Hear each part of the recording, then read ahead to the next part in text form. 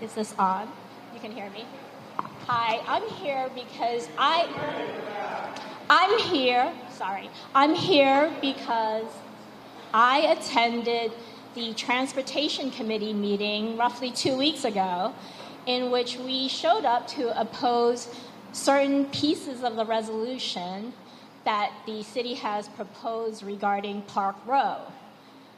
For those of you who know, Park Row has been closed off to car traffic since 9/11.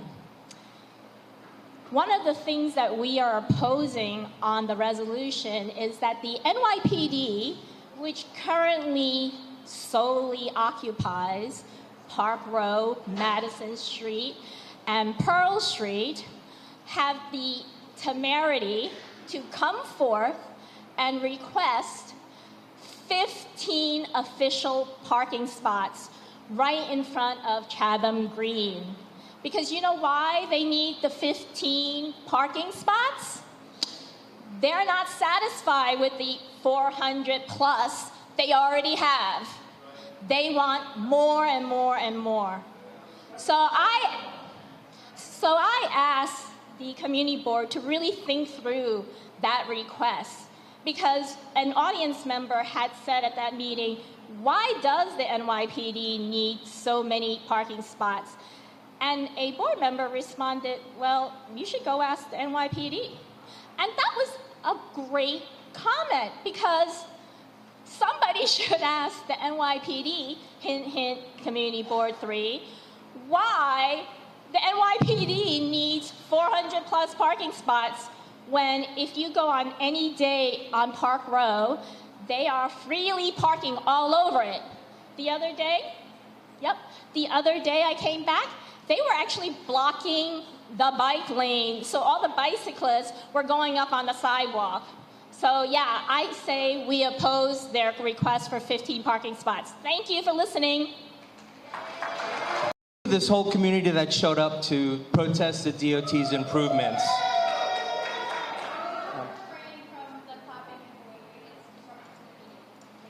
Okay, well, I'm here to talk about this concrete permanent bus island that the DOT is proposing to do. Now, I just want you guys to know I'm a bike rider, so I love having bike lanes. But what they're proposing is an accident waiting to happen. We have had an extra wide stop for our buses that has served our community for years. When you put a bus island there, people, seniors, handicapped, children, they all have to cross not a one-lane bike lane, but a two-way bike lane. In my experience, most pedestrians don't even look when they're crossing these bike lanes. You know, I share the curbside bike lanes with deliveries, car rides, pedestrians, and normally I just have to swerve around them to get by them. But if they build this bus island, it turns Park Row into a one lane, a single lane. So let's think about this logically. When the bus stops, traffic stops. Everything backs up around it. And you're telling people to go stand on a very narrow concrete island. I have never seen New Yorkers line up single file in an orderly fashion, waiting to get on the bus. What they will do is congregate in the bike lane. This is, like I said, this is an accident waiting to happen, and I'm so lucky to live in Chatham Green, and I look right down onto that area, and I'm telling you, it's not wide enough. Bus islands may work on other streets, but only when you have the width to accommodate the whole thing. So I'm asking you guys to seriously consider protecting the pedestrians, not just the bikers, but the pedestrians. We don't need this bus stop.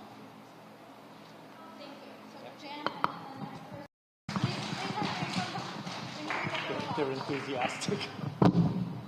Thank you, Community Board 3. My name is Jan Lee. I come to you tonight as a Chinatown resident and also founder of the Chinatown Core Block Association, and someone who's lived under the oppressive presence of the NYPD for 23 years. I was a participant in a lawsuit which resulted in an environmental impact statement for the closure of Park Row, and I was a public member of this community board facilitating a Red Cross grant on transportation issues surrounding Park Row and Kim Lau Square in the early 2000s. The NYPD's occupation of our community has been evident since Park Row was closed without any environmental impact or economic assessments following the 9/11 attacks.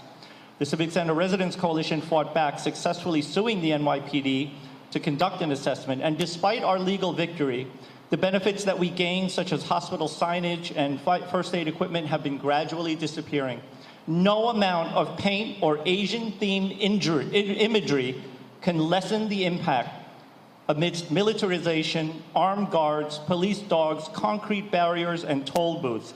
Fading paint will only remind us of the eroding culture that we have as the NYPD barricades exclude us from what was public space. This is a harsh reality of enduring an unwanted occupation in Chinatown for the past 23 years. And today, we face the resurrection of an old design project that this community board fought against and opposed in 2008. The board said, because CB3 and the community ultimately want the city to reopen Park Row, we believe it is necessary for this plan to plan for that eventuality now.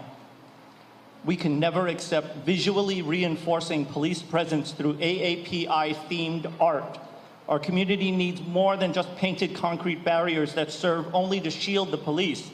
This is akin to painting the border wall. It will not age well, and it will cement the permanence of these unwanted land use projects into one of the oldest Chinese communities in America.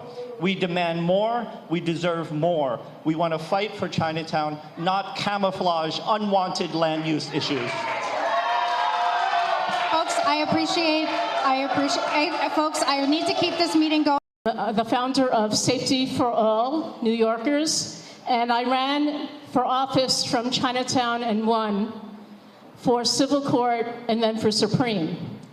I know this community very well, and for 23 years, I saw our community disrespected by having the major thoroughfare called Park Row taken away without notice, as well as taking our municipal garage without notice for the police.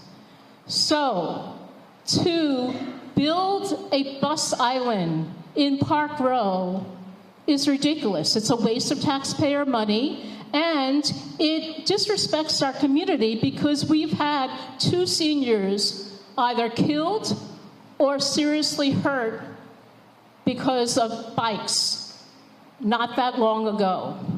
And having an island ostensibly says it will make it safer for them. It will not. Right now, they step from a sidewalk.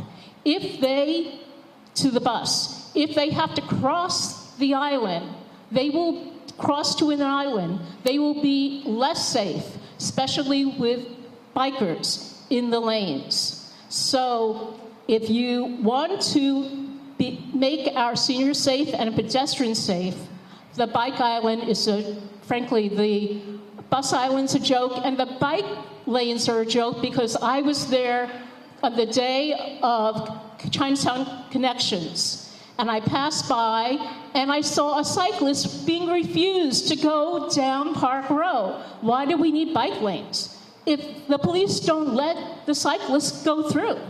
We need Park Row open. Thank you very much. Okay, for the record, So we had 3 resolutions. Let me just run through them really quick. Allen Park Row bus lane improvements. This is extending the M15 bus lanes down Allen Street, south of Delancey Street, and then also extending the no parking regulations on Madison Street to improve service. That resolution's in your vote sheet. Next one was Park Row, short-term improvements. If you recall, we had a lot of public comments at the beginning of this meeting. I'll kind of just run through real quick on some of the stuff that came up. DOT presented their proposed street improvement project. This is the DOT doing very quick, cheap improvements. This is not the $4 million capital improvements that is funded through the downtown revitalization that will have lots of public participation. This is DOT really improving some striping, doing some concrete work, improving the pedestrian realm. That's kind of really what it is. I'll tell you a little bit about what we discussed, though, with some of the concerns that came up at that meeting. So we asked folks to talk about that bus island. The bus island, the committee actually brought that back because the individual that was here was at the committee meeting. We talked about it.